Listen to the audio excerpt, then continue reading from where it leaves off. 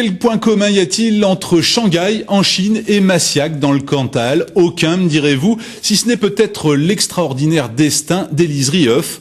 En 1927, elle rejoint son mari à Shanghai et pendant 3 ans, elle va peindre et dessiner cette Chine du début du XXe siècle. En 2010, les œuvres de ce peintre repartiront pour Shanghai à l'occasion de l'exposition universelle. Les porteurs du projet doivent encore boucler leur budget. Pierre-Olivier Bell et Valérie Mathieu. C'est très beau, mais ouais, d'accord. un petit nettoyage peut-être. Hein. Pas de problème. Voilà. Ça part pour Shanghai. Hein. Ça, c'est magnifique, dis donc. Ouais, c'est très beau. Alors là, je ne sais pas si c'est l'original ou si... C'est original. Ouais. Ah, ça, cette huile, elle est Exceptionnelle. exceptionnelle. C'est superbe, ça. La lumière sur le visage, c'est vraiment super. Puis la densité du pastel, Ouais. là, c'est exceptionnel.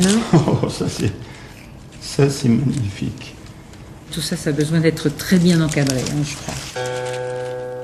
L'émerveillement de la redécouverte. Il y a 80 ans, ces œuvres quittaient Shanghai via la Sibérie pour le Cantal.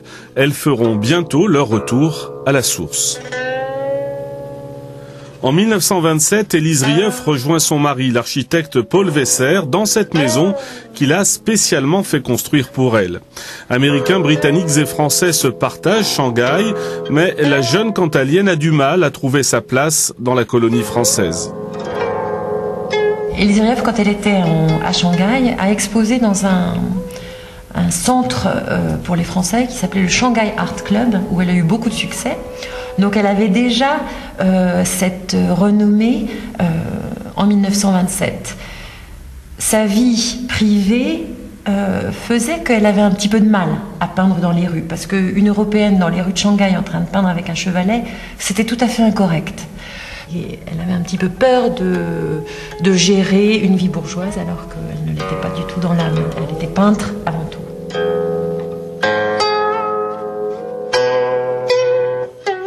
Après ces années chinoises, Élise Rieuf navigue entre Paris, où elle enseigne le dessin, et Massiac, où elle retrouve sa famille.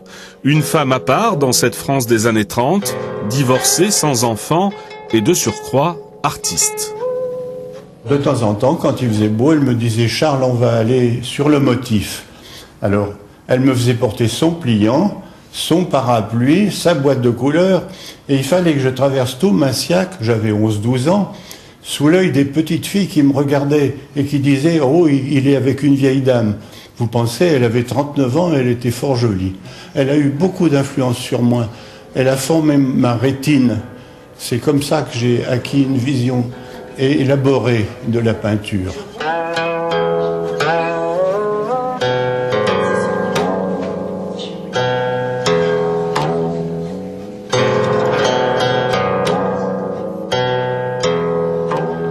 Imaginez le choc pour cette jeune femme qui n'avait jamais vu l'Extrême-Orient et qui a découvert toute cette civilisation et puis la vie très grouillante à Shanghai à l'époque. Il y avait à Shanghai des personnages, c'était extraordinaire. Ça a été en même temps merveilleux pour elle. Elle a eu la sagesse lorsqu'un beau jour elle a décidé de repartir, de tout laisser, de tout planter là, de ramener tout ce qu'elle avait dessiné et peint en Chine. Et pour nous, c'est merveilleux parce qu'on a pu, de ce fait, retrouver toutes ces œuvres dans un état parfait.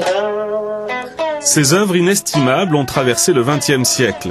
Shanghai, mégapole de 18 millions d'âmes, va accueillir l'exposition universelle. Massiac, village auvergnat, y apportera les tableaux d'Élise Rieuf, un trait d'union historique entre Chine et Cantal.